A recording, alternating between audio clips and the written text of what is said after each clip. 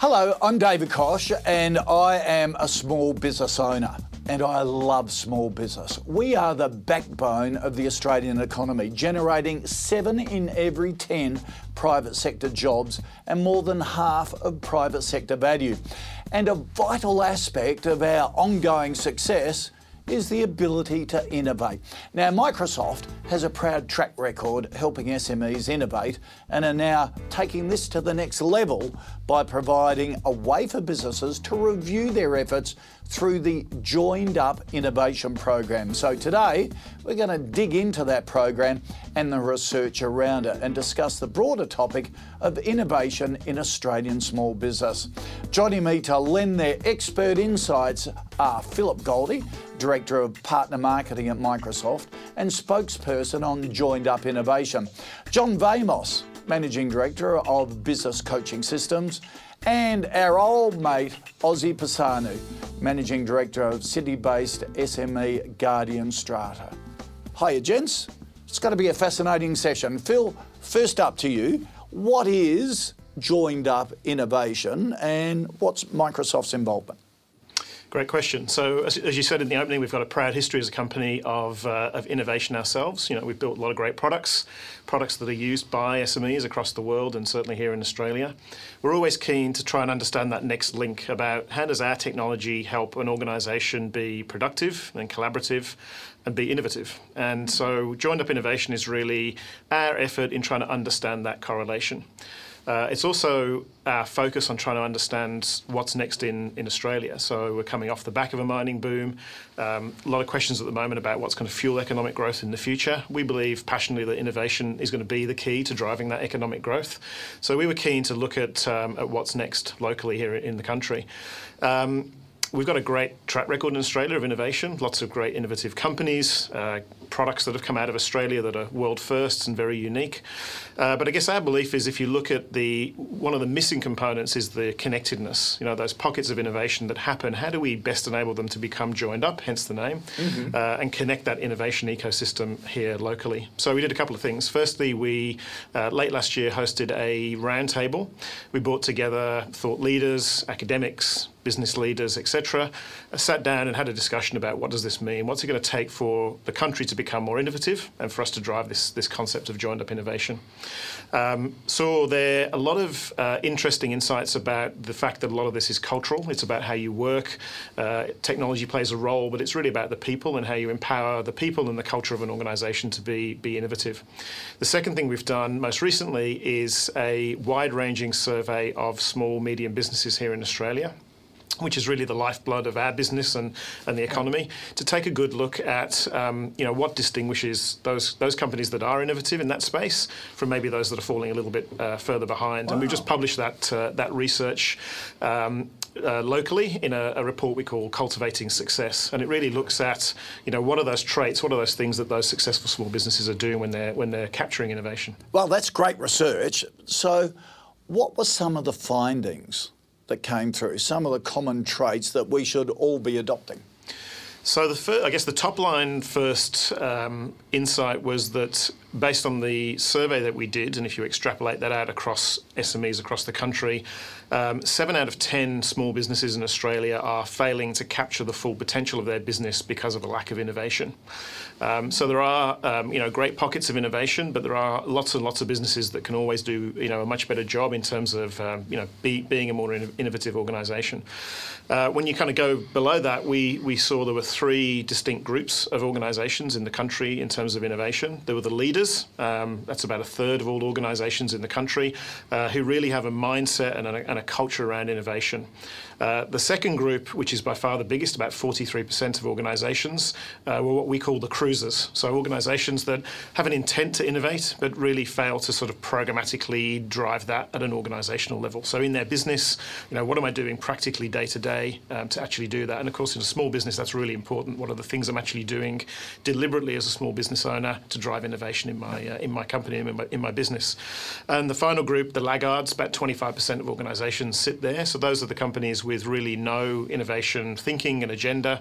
And it's really in those last two groups that I suppose there's the most opportunity for us to help, and also for those businesses to capture some of that innovation. Okay, Phil, the research is fine, but a lot of business owners would be saying, well, if I'm a leader, a cruiser, a laggard, who cares if it doesn't affect my bottom line? Did the research go into finding out what it means in dollar terms? Absolutely. So the most startling insight there was about the actual business results, which, when you boil it all down, is what's most important. So what the research shows is that 39% of that leader group is driving higher revenue growth than their industry average. So they're really able to capture the top line successfully, versus only 23 and 24% in the other groups. So a real difference in terms of being able to drive top line revenues. But also below that, what the research showed is that the organisation also delivered much higher employee satisfaction, customer satisfaction. So across a number of different benchmarks aside from just revenue, really, really strong business results, which is critical. I mean, the innovation is great, but it has to deliver something for the business, and the research shows that it absolutely does. Okay, all right. Now, it embraced innovation, and some businesses performed better than others. So just go through that, and also this innovation indicator that you put together. Yeah, so the indicator looks at a number of different dimensions in your business, all around the culture of innovation. So it's things like, how well engaged you are as a leader with the staff in your organisation, how well you use technology, a number of different of attributes. And we used a lot of that as the basis for the survey, and that's something we've now made available publicly. So organisations can sit down and go through a self-assessment and rate themselves in terms of that ability to innovate and compare themselves to those three groups that I talked about. When we sort of boil it down and you look at the traits of those companies that are doing innovation well, a couple of key things stand out. The first is they really embrace technology, and they lead by using technology day to day in their business. I know that's something you're very passionate about as a small business owner.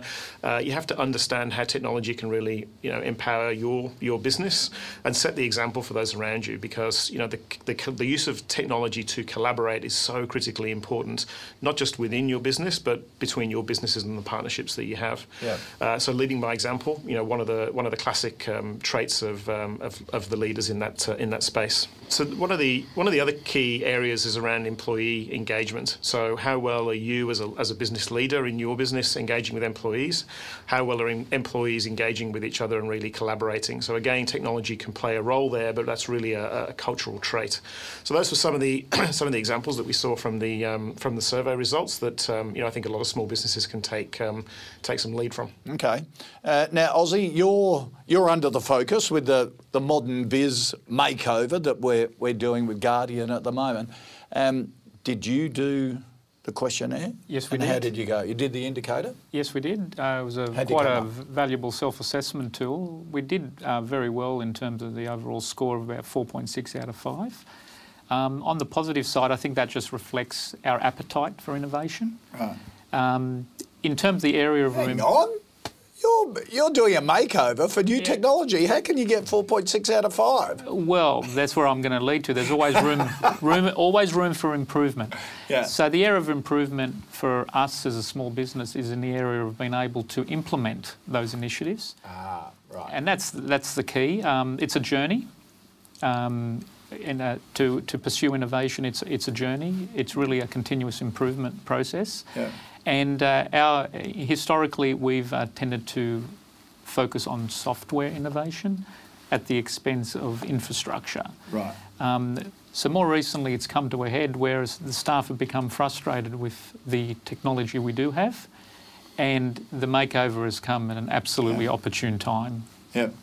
I actually did it, a questionnaire, and I think I cheated a bit because I thought, there's a fine line between, yes, I am good at it and I should be. Yep. And you go, oh, gee, I've got to do better and I will, so I'll answer yes, I'm going well.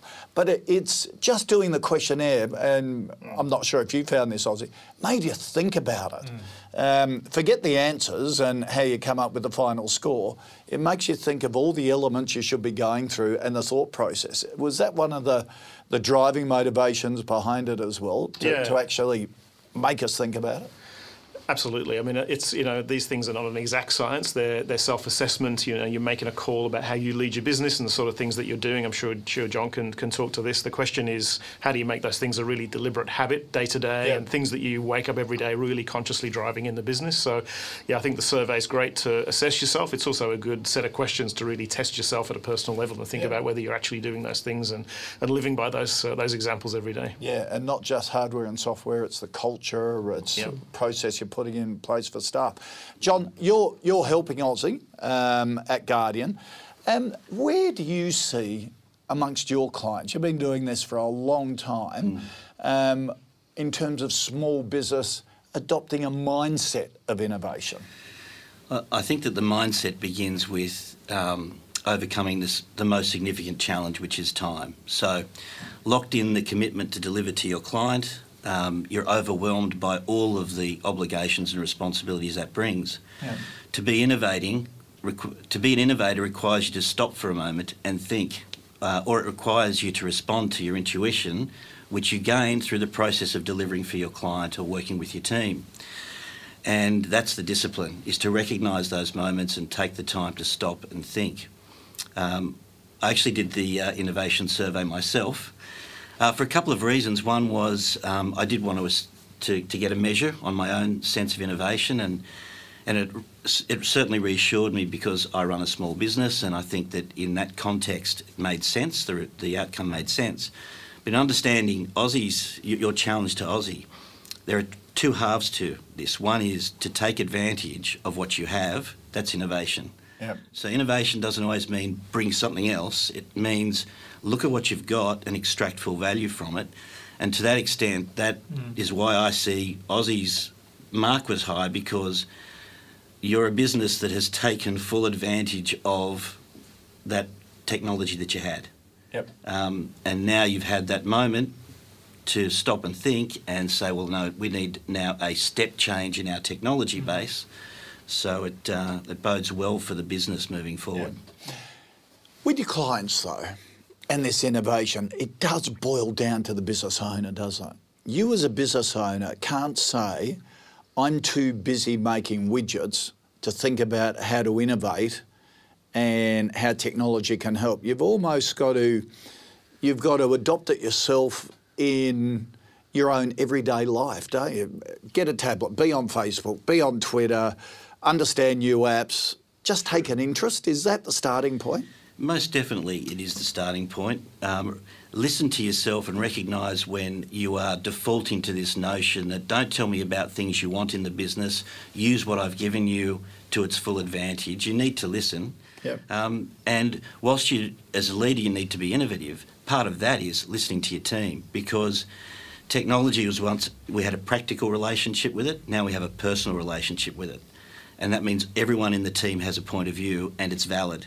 And you have to listen to that, as well as accept, as you said, take responsibility for driving it. So how do you do that? Is it saying, I don't know, every Monday morning we're going to sit around for an hour and talk about new ideas? Is it having Friday night drinks where you sit around casually? Is it more formal? Is it say, okay, once a month, save up all your innovative ideas and let's discuss them in one forum or come one-on-one?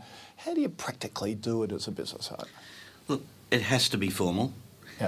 You have to, the culture, it starts with culture, and that is that as a member of this team, I know that if I have a point of view about how we could improve, I'll be heard. To be heard, there has to be a forum to be heard, so therefore it needs to be formal. To sit there, if you think of any process, there is a point in either the week or the month or the year where you ask the question, could we be doing this a better way? Whether it's a week, a month or a year is dependent on the sort of business that you're in. Right. Okay. But as long as there's an understanding in the culture and you're encouraging it as the business owner, saying, hey, I'm open to all suggestions. Absolutely. It's a bit like, what's that famous story with 3M, the big, who do the post-it notes and things like that?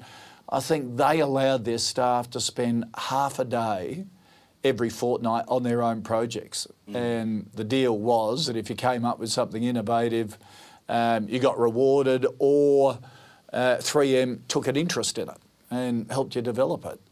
That's an extreme, I know, but a watered-down version could apply to any business, whether it be a cafe, strata management company, or a media business like mine. Yeah. And 3M's obviously famous as well for setting goals around that, right? So they actually sat down and said, in the future, we're going to make sure that, you know, all of our future revenues, X% is going to come from things that we've invented in the last 3 years. So really sort of being clear on what innovation would look like at a results level. That was one of the other survey findings actually as well, was the leader group, so that sort of third that were leaders in innovation, are driving much better business results. So that, you know, there's a significant portion of them that are growing their revenues faster than their industry and their peer averages, but they're getting higher customer satisfaction and higher employee satisfaction. And so there's a clear correlation between, you know, this thing called innovation and really being deliberate on it and the actual business results. So I think to John's point, it's a great one about how do you make time to do this. Probably the question is, you know, can you afford not to make the time? Because if you do it, then you can see that, you know, what because we saw they're immeasurable, aren't they? Staff satisfaction cuts down on turnover, which we all know is really costly, and customer satisfaction will make them stickier to you as a business. I'd just like to take on John's point about it being formal. We do have a formal suggestions for improvement process. And I agree it has to be formal, because once somebody suggests something, you have to understand the impact on the remainder of the business before you start implementing it. So certainly at Guardian, we encourage suggestions for improvement formally. So and understanding the ripple effect, which is a good point from you, Ozzy. You might think it's a great innovation, but it might make more work for a colleague in a different part of the business. And acknowledge the source. That's key, is that as you innovate, even if the idea at the end is far removed from the person who inspired it, to make sure that person is acknowledged for the idea is what then will create the momentum where people will be encouraged because they know they'll be recognised. Phil, technology seems to play a major role in SMEs and innovation. What did the research have to say about that? It said so a few things. One was the high levels of collaboration were really key. So thinking about, I guess my personal reflection would be, if you think about the impact that social networks have had on our day-to-day lives, they're increasingly having a big impact on how we expect to work. So again, to touch on this sort of the process of innovation and idea sharing and capturing, you know, there are formal mechanisms that you can use for that, but you need a much more fast, real-time dialogue to have those things, bounce ideas around, share, comment, all those types of social concepts really becoming prevalent in the workforce. So that's really, really key. The workspace itself. So technology is obviously having an impact, as you can see, you know, day to day on where you work and how you work, and again capturing that real-time discussion about a process problem or a great idea you might have works well when you're sitting next to people that are the owners of that process, or that have a joint care for the outcome of what you're working on. So just physically moving around, having the right kind of space enabled by technology to allow you to work wherever you want to work, you know, has been another key element. One of the other kind of macro points, I suppose, is if you think about today, we talk a lot about the cloud and about the impact that that's having on business. You know, that's certainly a big part of what we're doing with a lot of customers. For me, that's all about levelling the playing field. You know, you've now got the ability for, you know, businesses of 2 and 3 people to use exactly the same types of technology that's being used by 20 and 30,000 person organisations. So you can tap into different types of technology now that maybe you haven't been able to before, and we believe that's a huge opportunity for SMEs. You know, to really run this full suite of enterprise type technology capability, but do it at a fraction of the cost, and probably cheaper than you would have been doing it previously. So big impact. John, I suppose another great challenge for us as small business owners is to make sure our staff have the level of technology at work that they have at home. I read some great research the other day saying one of the greatest causes of staff dissatisfaction is when their workplace technology isn't as up-to-date as their own, and they think, well, I'm not being appreciative. I can afford that new technology. Why can't my boss? I'm doing a great job. Yeah, and that has a knock-on effect because they're then not surprised when the customer is dissatisfied, or not surprised when they discover a competitor is ahead, because they themselves are having the same experience. And it's really important to make sure that you are in touch with how technology is being applied in your marketplace and amongst your peers. They can be your best research, focusing on benchmarking and listening to your team. If they have a hunch that things could be done better or faster, they're probably right. You know, once upon a time that wasn't the case. The answer would be, well, that's not been invented yet. Today the answer is, well, if you think it, we probably can. So let's explore it. And as Ozzy made the point, provided you're thinking holistically, you know, what happens left and right of this idea, then if you're engaged in that on a consistent basis, it improves your culture, it improves your performance, customer experience. It's a catalyst for a healthy business. Just if I can just add to that point, just recently this whole makeover has allowed us to attract team members from another organisation who were laggards, and one of the really criteria in joining us was that we're able to offer the type of technology that was at least equal, if not better, than what they were experiencing on a personal level. So it does attract a different level of team members into your organisation as well. Gee, that's powerful, isn't it? That's really powerful. So if you're sitting there thinking, mine's a bit behind the times, you could be losing staff because your competitor is better set up and people find it a much happier place to go and work. So Phil, having said all of that, technology still is a major hurdle for many small businesses. How would you suggest they get over that? Yeah, I think so a few practical steps. Firstly, what we've seen through the results is that you know, innovation is key. It drives great business results. We all know that. Has to be a very deliberate part of your day-to-day makeup and strategy. So sort of 5 things, I guess, that are top of mind in terms of being able to capture that. The first is the survey is a great opportunity to do an eval and really think about your current performance. And to your point earlier, not just the output of that survey, but also really thinking about the questions that it's asking you and what that means for your business. The second is establishing the right culture. So thinking about, as a leader in your business, you know, how are you using technology? How are you driving that culture of innovation day to day? And then, you know, how are you enabling a collaboration network, not just within the business itself, but between your business peers, your business partners? Use technology as a basis to do that, but also culturally, you know, what are you doing to really drive a network of innovation and culture in the companies that you work with? The workplace is really important. So, you know, we talked about the need to collaborate, to capture those ideas at the moment when they happen, improve processes day to day as things are breaking down. So how do you have a workplace and an environment and a culture that supports that? And I think Ozzy's point is a great one. How do you attract the next generation of great staff? And that is absolutely, you know, technology can play a really key role for all SMEs there, I think. Yeah. Ozzy, you're going through the process at the moment. Where do you think this will take Guardian? Absolutely. Well, I think first and foremost it'll establish a fantastic foundation from a technological level, because it's not about growth, it's about controlled growth and making sure all the right processes and technologies are in place to fuel that. And for us, it'll open us to look at different business models that need to be underpinned by great infrastructure and great technology. Okay. So I think the world's our oyster and a great leg up for us as a result of this makeover. So this gives you a platform to innovate into other areas that previously you thought we couldn't handle. Absolutely. We just don't have, we have the motivation, but we just don't have the backup to do it. We would have come apart at the seams. Right, Yeah. okay. And that's a big decision, isn't Yes. it? You don't want to put the whole business at risk at all. Absolutely. I've got enough grey hairs. At least you've still got hair.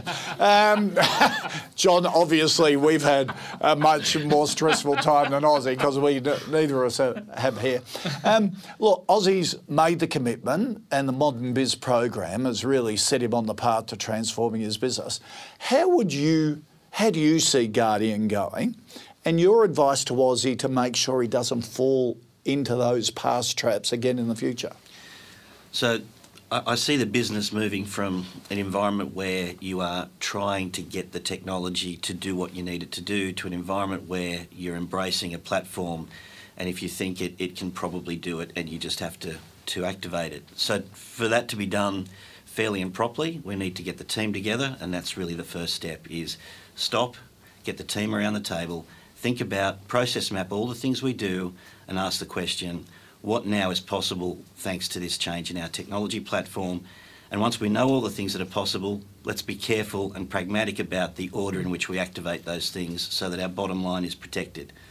And the way then to embrace that, firstly, celebrate what comes as a consequence, and remember in the celebration that it happened because you stopped and you thought about it. So reward yourself by stopping again and thinking about it again, putting that then in your rhythm of the business calendar so that it becomes just the way we do business around here. And the final piece is to make sure that your team is is very much aware that those who help the business innovate are in the first instance recognised for it and in some form rewarded for it. Okay, so to make sure that everyone feels part of the business going forward and almost take a proprietorial interest in the business. It's their business and they know that if they help the business, they feel part of it. Absolutely. Bring it all together.